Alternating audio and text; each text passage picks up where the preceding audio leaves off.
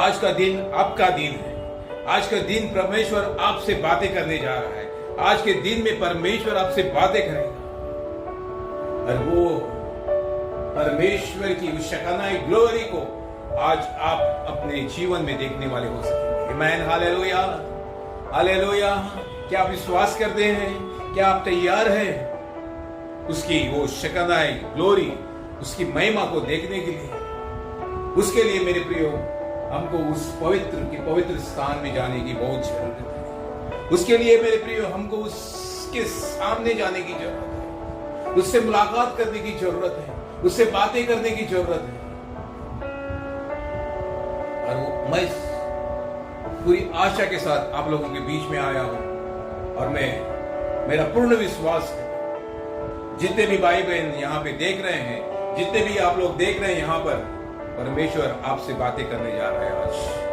आमीन, हालेलुया। आइए परमेश्वर के वचन में जाएंगे ज्यादा टाइम न गवाते हुए। और मैं आप लोग मेरे साथ निकाल सकते हैं मत्ती का सुसमाचार, उसका 8 का 23 से लेके मैं 27 तक पढ़ूंगा। जब वो नाव पर चढ़ा तो उसके चेले उसके पीछे हो लिए, और देखो झील में एक ऐसा बड़ा तूफान उठा कि नाव लहरों से ढकने लगी और वो सो रहा था। तब चेलों ने उनके पास आकर उसे जगाया और कहा, हे प्रभु, हमें बचा, हम नष्ट हुए जाते हैं। उसने उनसे कहा, हे अल्प विश्वासियों, क्यों डरते हो? तब उसने उठकर आंधी और पानी को डांटा और सब शांत हो गया। ये कैसा मनुष्य है कि आंधी और पानी उसकी आज्ञा मानते हैं। आमीन, हालेलुया, हालेलुया। आइए हम प्रार्थना करें। पिता परमेश्वर, हम आपको धन्यवाद देते हैं पिता। हाँ पिता परमेश्वर, आप हमारे बीच में हैं और आप हमसे बातें करने जा रहे हैं, इसलिए हम आपको धन्यवाद देते हैं। आप पवित्र आत्मा आइए और हम एक एक का कब्जा आप ले लीजिए। जो भी भाई बहन इस वचन को सुन रहे हैं, जिस तरह के आपका वचन उन तक पहुंच रहा है, उनके मनों के आंखें आप खोल देना पिता, ताकि वो आपके ओर देखने वाले हो सके, ताकि वो आपको लिपटे रहने वाले हो सके और आपकी उपस्थिति को उनके जीवन में वो महसूस करने वाले हो सके। आप ऐसे करने जा रहे हैं, इसलिए हम आपको धन्यवाद देते हैं। उनको भी आप आशीषित करना पिता, और जो भी भाई बहन सुन रहे हैं उनको भी आशीषित करना, उनका जीवन आज से बदलने वाला हो सके। इस प्रार्थना को मैं प्रभु यीशु मसीह में होके मांगता हूं। आमीन, हालेलुया, हालेलुया। यहां पे हम फिर से एक बार पढ़ रहा हूं, जब वो नाव पर चढ़ा तो उसके चेले उसके पीछे हो लिए, और देखो झील में एक ऐसा बड़ा तूफान उठा कि नाव लहरों से ढकने लगी और वो सो रहा था। तब चेलों ने पास आकर उसे जगाया और कहा, हे प्रभु, हमें बचा, हम नष्ट हुए जाते हैं। उसने उनसे कहा, हे अल्प विश्वासियों, क्यों डरते हो? तब उसने उठकर आंधी और पानी को डांटा और वह शांत हो गया। और वे अचंभा करके कहने लगे, ये कैसा मनुष्य है कि आंधी और पानी भी उसकी आज्ञा मानते हैं।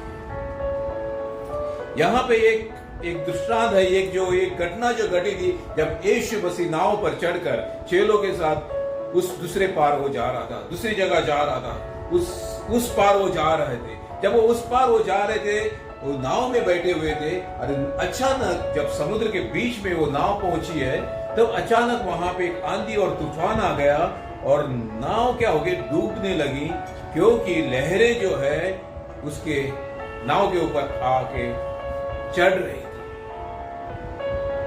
और नाव जो क्या हो डूबने लगी। तब सब चेले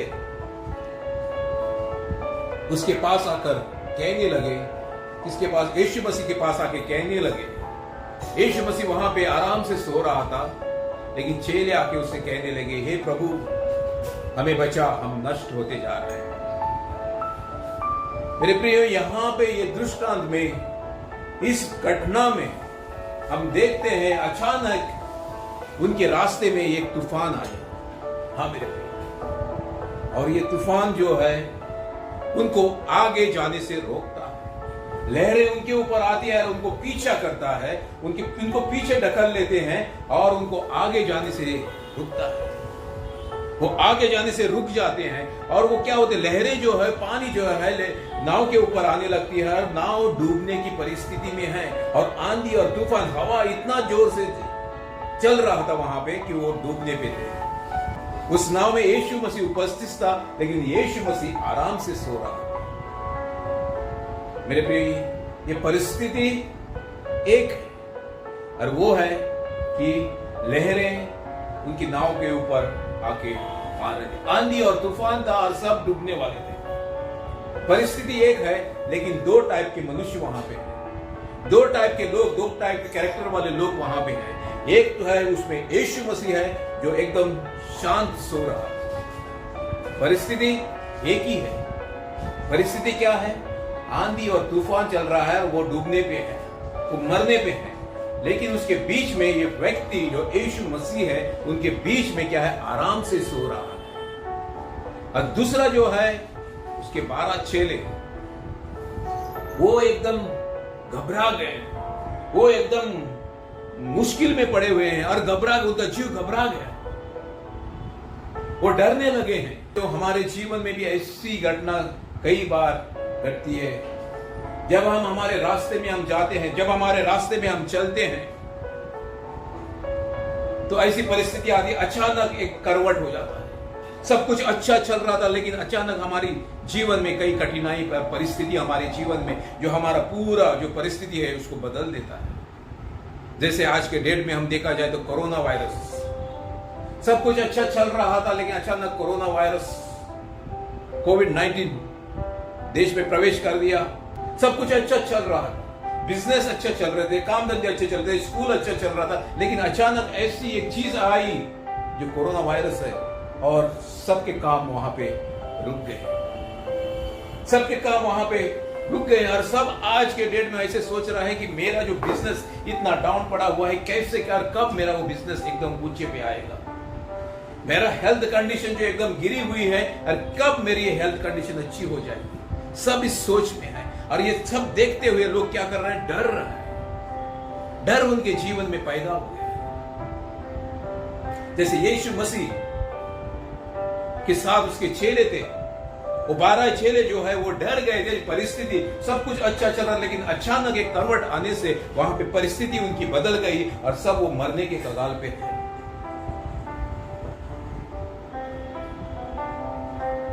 लेकिन मेरे प्रियो, मैं आप लोगों को बताना चाहता हूं एक ऐसे जन के बारे में जो कहता है कि मैं नहीं डरूंगा, जो कहता है कि मैं कभी नहीं डरूंगा।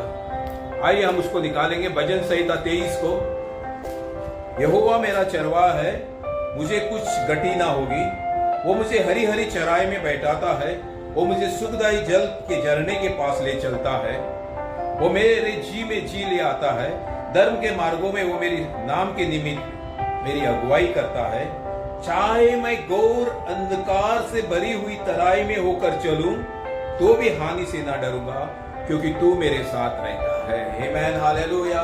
यहाँ परमेश्वर का वचन जो भजन संहिता लिखने वाला दाऊद कहता है, चाहे मैं घोर अंधकार से भरी हुई तराई में भी चलूं, तो भी मैं हानि से ना डरूंगा। मेरे प्रियो, ये घोर अंधकार, एक मृत्यु की खाई से वो जा रहा है, मृत्यु की खाई से भी वो चले जाए तो वो बोलता है कि मैं नहीं डरूंगा। लेकिन यहाँ पे शीश जो है, जरा सा हवा आंधी और तूफान आई उनके जीवन में, उनकी यात्रा में जब आंधी और तूफान आई वो डर गए।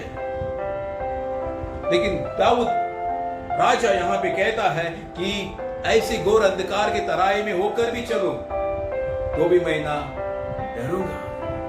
मेरे प्रिय, जब डर हमारे जीवन में आ जाता है, परमेश्वर का विश्वास, परमेश्वर के ऊपर विश्वास हमारा कम हो जाता है। जब डर हमारे अंदर जीवन में आ जाता है, तब हम हमारी बुद्धि से हम सोचने लगते हैं। जब डर हमारे जीवन में आ जाता है तब हमको समझ में नहीं आता हमें अभी क्या करना चाहिए। तो हम इधर दौड़ते हैं, उधर दौड़ते हैं और नाना प्रकार के हम हमारे जीवन में ऐसे कदम उठाते हैं। लेकिन दाऊद राजा यहां पे बोलता है कि मैं कभी नहीं डरूंगा। ऐसी परिस्थिति मेरे जीवन में भी आ जाए तो मैं नहीं डरूंगा। मेरे प्रिय, ये डर जो है हमारे ऊपर प्रभुता करने की पूरी कोशिश करता है और हमको दबाने की कोशिश करता है। डर जो है हमको दबाता है। मेरे प्रियो, आज मैं एक अच्छा सुसमाचार लेके आपके पास लेके आया हूं। हम डर के ऊपर जय को प्राप्त कर सकते हैं। आमीन, हालेलुया। हम डर के ऊपर जय को प्राप्त कर सकते हैं। आप डर के ऊपर जयवंत हो सकते हैं। हालेलुया। आपके जीवन में कौन सी भी परेशानी क्यों ना हो, और जिस परेशानी को देख के आप डर गए हो, आपकी बीमारी हो सकती है, हो सकता है आपका फाइनेंशियल प्रॉब्लम, हो सकता है आपकी हेल्थ प्रॉब्लम, हो सकता है आपके कलीसिया में कुछ प्रॉब्लम। मेरे प्रियो, हम दाऊद राजा के समान कहने वाले हो सकते कि मैं नहीं डरूंगा, मैं इसके ऊपर जय को प्राप्त करूंगा। उसने एक डिसीजन उसके जीवन में ले लिया है। उसने अपना जीवन में एक डिसीजन ले लिया है कि ऐसी परिस्थिति मेरे जीवन में आ जाए तो भी मैं नहीं डरूंगा। हाँ मेरे प्रिय, आपको भी यही करना है। आपको स्टैंड फर्म होना है। हमको हमारा जो कदम है एकदम कड़क रखना है। हम हिलना नहीं है। परमेश्वर का ऊपर जो हमारा विश्वास है उसको हमको हिलाना नहीं है।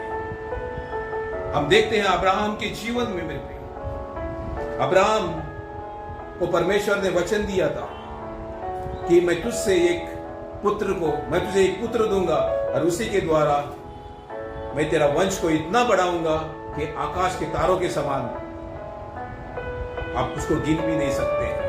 लेकिन मेरे प्रियो, जब वो 75 साल का था तब उसके पास ये वचन आया था। लेकिन 75 का 80 साल हो गया, 85 साल हो गया, 90 साल हो गया, 95 साल हो गया, 97 साल, 98, 99 साल हो गया, 100 साल तक उसका बच्चा नहीं था मेरे प्रियो। लेकिन परमेश्वर का वचन हमें कहता है, रोमियो 4 का 18 और 19, उसने निराशा में भी आशा रखकर विश्वास किया। मेरे प्रिय, उसकी निराशा थी। परमेश्वर ने उससे वादा किया था कि मैं तुझे वंश दूंगा और उस वंश के द्वारा मैं एक बहुत बड़ी जाति बनाऊंगा, मैं बहुतों को पिता तुम्हें बनाऊंगा, बहुत राष्ट्रों का पिता बनाऊंगा। लेकिन उसको एक भी पुत्र नहीं था। करीब 25 साल हो गए थे उस वाचा के बाद भी, 25 साल हो गए थे, लेकिन एक भी पुत्र उसको नहीं था। वो निराशा में जाने वाला था। निराशा वाली ये बात थी मेरे प्रिय उसके लिए। लेकिन उसने निराशा में भी आशा रखकर विश्वास किया। इस परिस्थिति में लोग उसको ताने मार रहे होंगे, उसने दूसरे को बता दिया परमेश्वर ने मुझसे बात करी और परमेश्वर ने मुझसे कहा है मैं तुझे पुत्र दूंगा और आकाश के तारों के समान तुम्हारी मैं वंश को मैं बढ़ाऊंगा।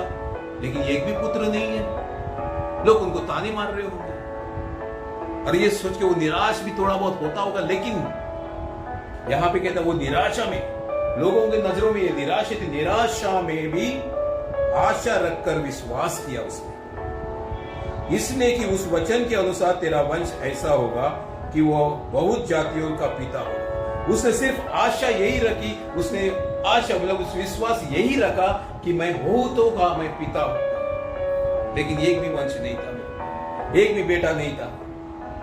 वह जो 100 वर्ष का था अपने मरे हुए शरीर और सारा की गर्भ की मरी हुई दशा जानकर भी विश्वास में निर्बल ना हुआ। आमीन, हालेलुया। यहां परमेश्वर का वचन कहता है वह जो 100 वर्ष का था अपने मरे हुए शरीर और सारा का गर्भ, मरी हुई व्यवस्था, ऐसी दशा में जानकर भी उसका विश्वास निर्बल नहीं हुआ। उसका शरीर जो है, परमेश्वर का वचन यहां के अपनी मरी हुई दशा, मरे हुए शरीर, उसका शरीर जो था वो मर गया था। और आप मान के चलो उससे पूछें कि आपके पास आशा है अभी कि आपको एक पुत्र उत्पन्न होगा, आपके द्वारा एक पुत्र उत्पन्न होगा। वो सांसारिक तौर पे यही कहता होगा कि मेरे शरीर से तो नहीं हो सकता है, लेकिन परमेश्वर के लिए कुछ भी कठिन नहीं है। और यही उसका दृढ़ विश्वास था मेरे, यही उसको विश्वास था। उसकी जो शरीर की दशा थी एक मरी हुई,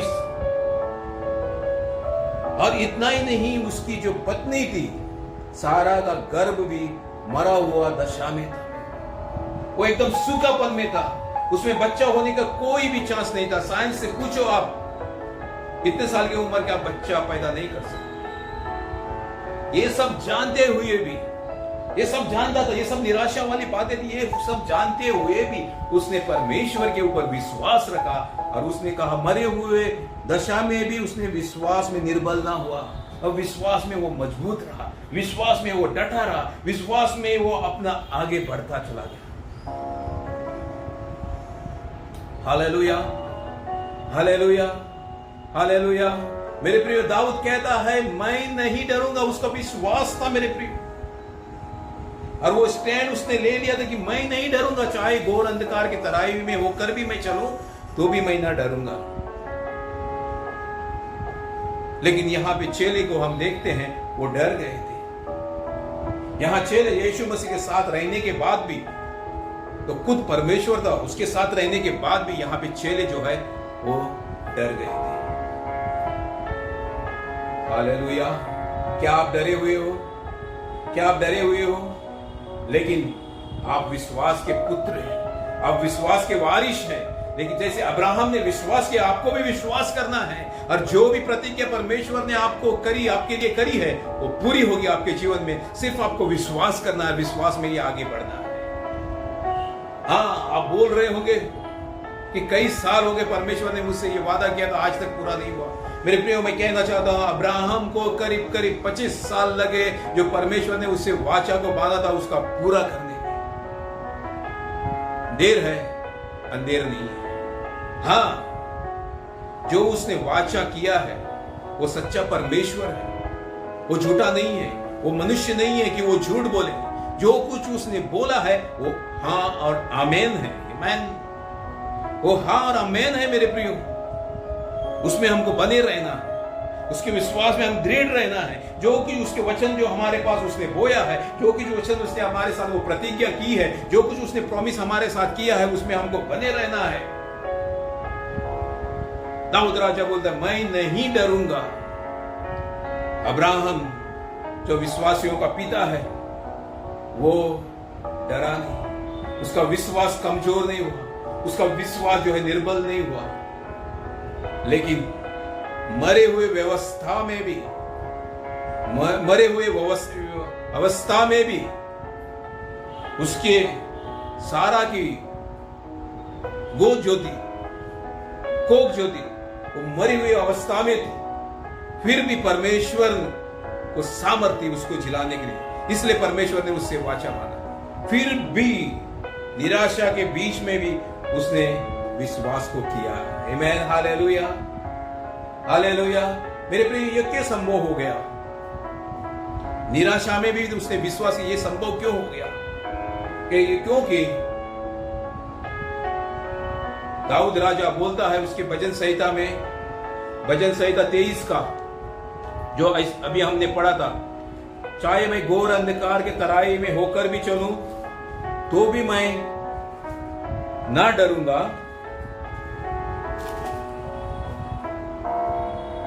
तो भी मैं ना डरूंगा क्योंकि तू मेरे साथ है। आमेन, हालेलुया।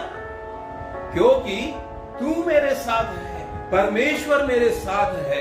हम मेरे प्रियो, ये प्रकाशन उसको था कि परमेश्वर मेरे साथ हमेशा बना रहता है, परमेश्वर मेरे साथ है। इसलिए वो कहता है इस लड़ाई में, इस अंधकार की तराई में भी होके मैं जा रहा हूं, जिस ये कठिन परिस्थिति में भी होके मैं जा रहा हूं, तो भी मैं नहीं डरूंगा क्योंकि वो मेरे साथ है। वो कहता है भजन संहिता 23 का 4, क्योंकि तू मेरे साथ रहता है। हाँ मेरे प्रियो, परमेश्वर आपके साथ रहता है। परमेश्वर दाऊद के साथ था, इसलिए दाऊद कहने लगा कि मैं नहीं डरूंगा। लेकिन मेरे प्रियो, ये प्रकाशन जो था वो शिष्यों को नहीं था कि परमेश्वर उनके साथ है। ये प्रकाशन जो था उनको जो चेले थे उनको मालूम नहीं था कि जो हमारे साथ है वो काफी है, वो आंधी और तूफान को भी रोक सकता है। ये प्रकाशन उनको नहीं था, इसलिए वो घबरा गए, इसलिए उनका विश्वास जो है डगमगाने लगा, इसलिए वो चिंतित हो गए, इसलिए वो भयभीत हो गए और आके यीशु मसीह से कहने लगे, हे प्रभु हमें बचा, हम नष्ट होते जा रहे हैं।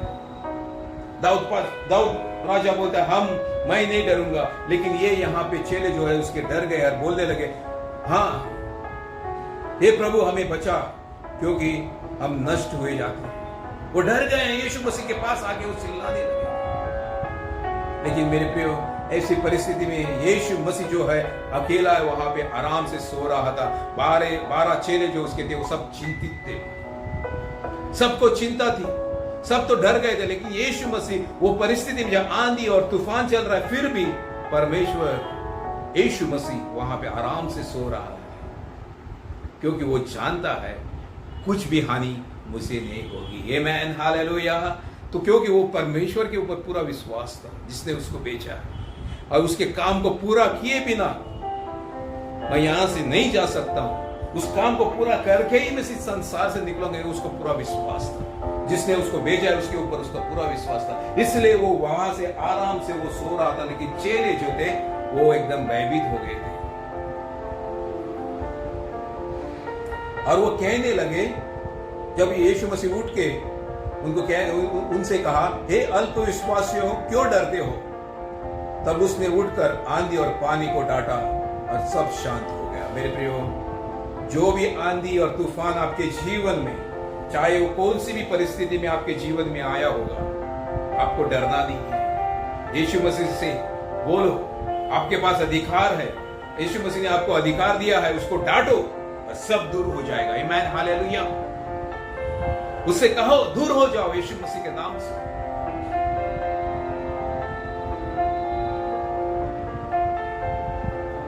और वे अचंबा करके कहने लगे, ये कैसा मनुष्य है कि आंधी और पानी भी इसकी आज्ञा मानते हैं।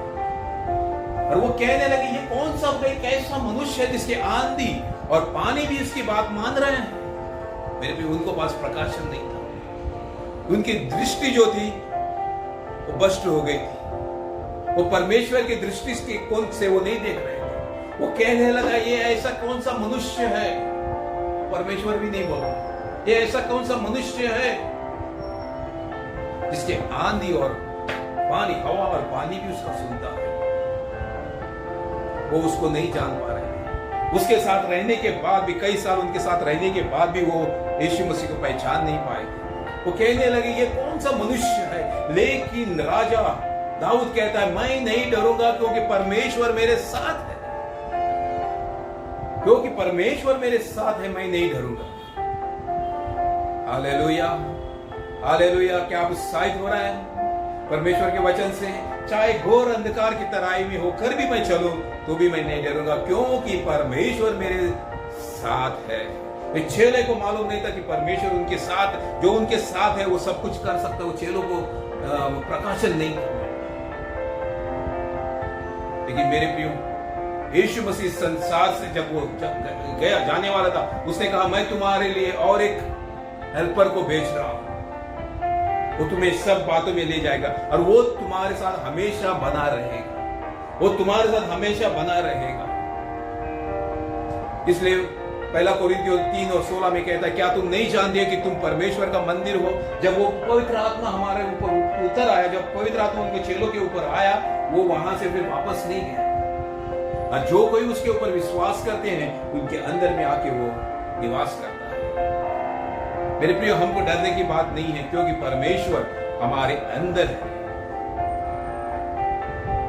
दाऊद के साथ, अब्राहम के साथ, वो चेलों के साथ परमेश्वर का आत्मा आता था और जाता था। लेकिन आज हम धन्य लोग हैं, क्योंकि परमेश्वर का आत्मा आज आया है, वो हमारे अंदर है, और वो उसने कहा है, मैं तुझे कभी ना छोड़ूंगा या त्यागूंगा। आमीन, हालेलुया। वो आपके अंदर है मेरे प्रियो।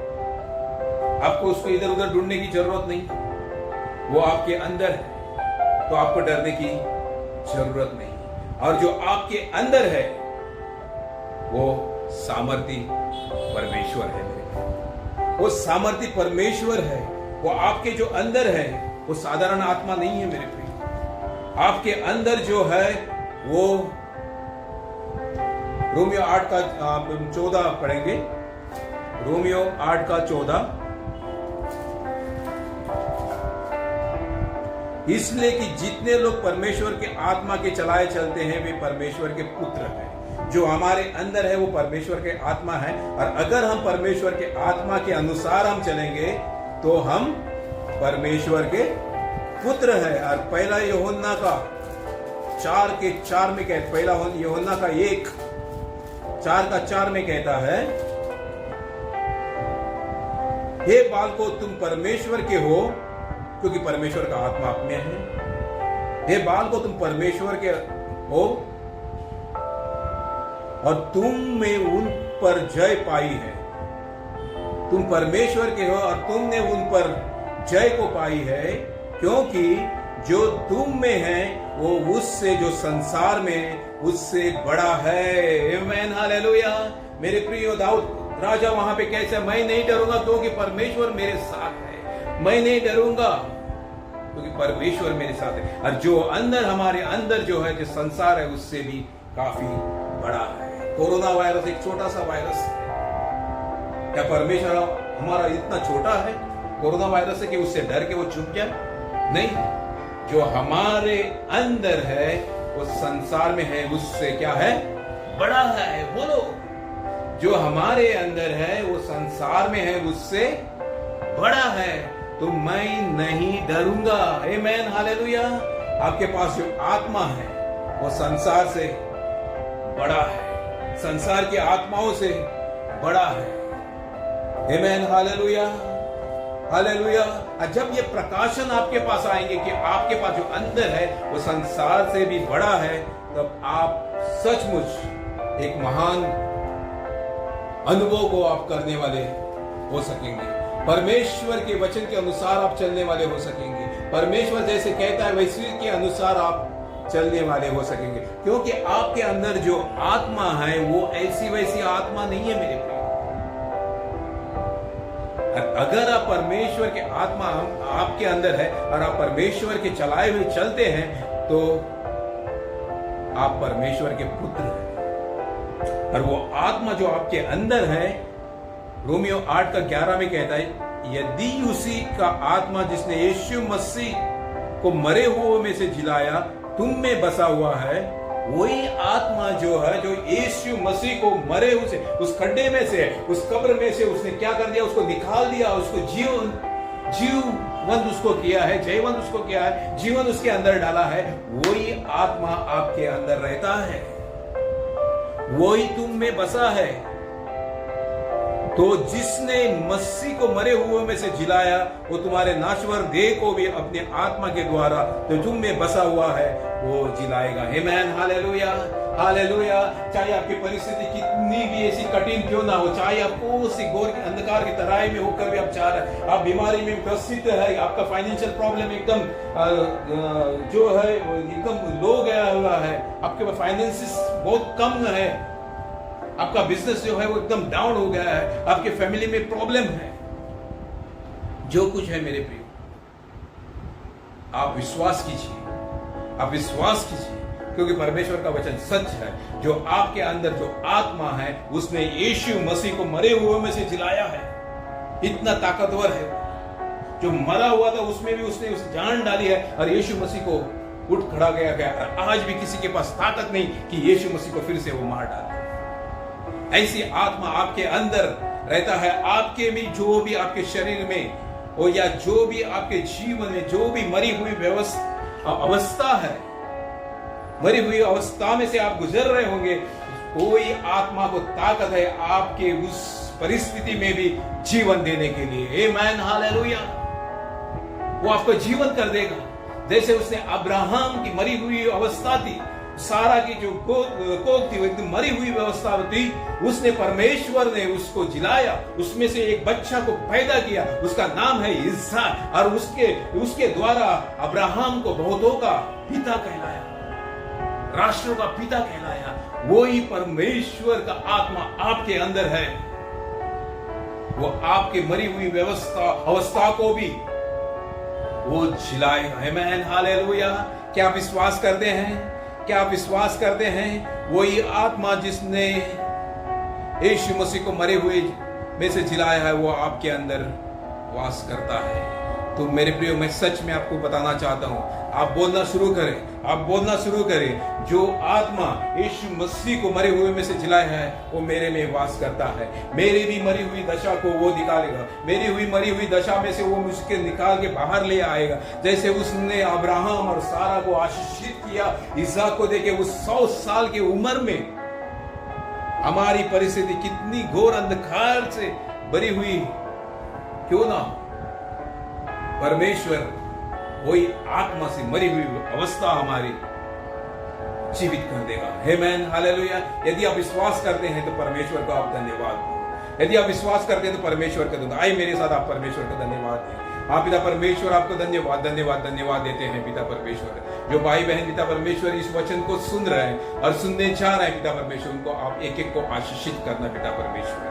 हाँ पिता परमेश्वर, ये प्रकाशन उनको देना पिता परमेश्वर कि आप उनके अंदर में वास कर रहे हैं, आप उनके अंदर में हैं। जब आप हमारे साथ हैं तो हमें कुछ भी कमी नहीं है। हम दाऊद के समान कहने वाले हो सकेंगे, यहोवा मेरा चरवाहा है, मुझे कुछ घटी नहीं है, क्योंकि उसके पास प्रकाशन था। वो जानता था कि परमेश्वर उसके साथ है। हाँ पिता परमेश्वर, एक एक के मन को आप उजालित करना पिता परमेश्वर, एक एक के मन को आप प्रकाशित करना पिता परमेश्वर, ताकि आपके सत्य के वचन को वो देखने वाले हो सके, आपके इस वचन के अनुसार वो चलने वाले हो सके, और आपके वचन के अनुसार पिता परमेश्वर आप उनके जीवन में काम करना। यीशु मसीह के नाम से इस प्रार्थना को मैं मांगता हूँ।